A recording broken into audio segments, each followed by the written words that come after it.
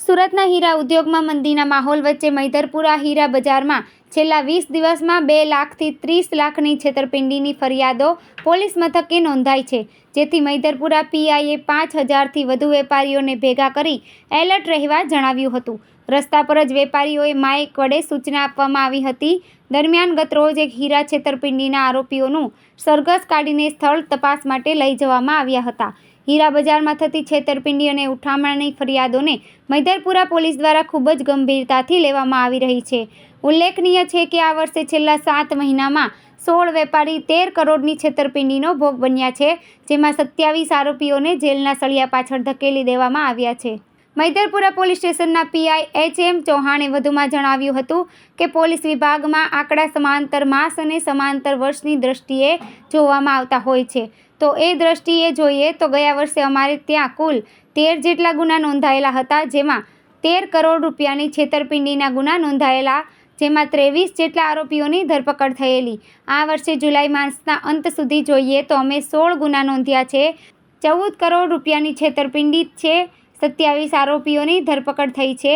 અરજીઓની સંખ્યા જોઈએ તો ગયા વર્ષે 93 જેટલી અરજીઓ હીરા બજારમાં છેતરપિંડીને લગતી હતી. જે અમારા અભિયાનના કારણે આ વર્ષે અમે જે વારંવાર પ્રોત્સાહન આપ્યું, જેના કારણે જુલાઈ મહિના સુધીમાં 96 જેટલી અરજીઓ મેળવી છે અને અમે એ મામલે તપાસ શરૂ કરી છે.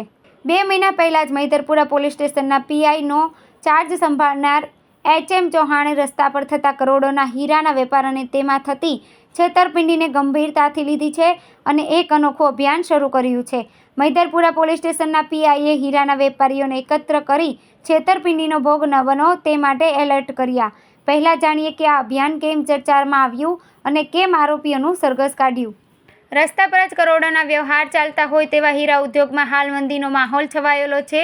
ત્યારે મૈધરપુરા હીરા બજારમાં છેતરપિંડીની ફરિયાદો વધતા આ મામલાને ગંભીરતાથી લઈને પોલીસ કમિશનર અનુપમસિંહ ગોહલોતે મૈધરપુરા પીઆઈને સ્થળ પર જ જઈ વેપારીઓને સમજાવવા માટે જણાવ્યું હતું. આ મામલે 5000 જેટલા વેપારીઓ સાથે રસ્તા પર જ પીઆઈ એચ.એમ. ચૌહાણે માત્ર વિશ્વાસ પર અને કાગળની ચિઠ્ઠી પર ચાલતો આ ધંધો સાવચેતીથી કરવા માટે જણાવ્યું હતું. હાલ જ્યારે હીરા ઉદ્યોગ મંદીમાંથી પસાર થઈ રહ્યો છે, ત્યારે વેપારીઓએ તમામ વ્યવહાર ખૂબ સાવચેતીથી કરવા માટે જણાવ્યું હતું. હાલ મુંબઈ અને સુરત બહારથી ઠગો ઠગાઈ કરે એ પહેલાં તમામ તકેદારી રાખવા માટે જણાવ્યું હતું.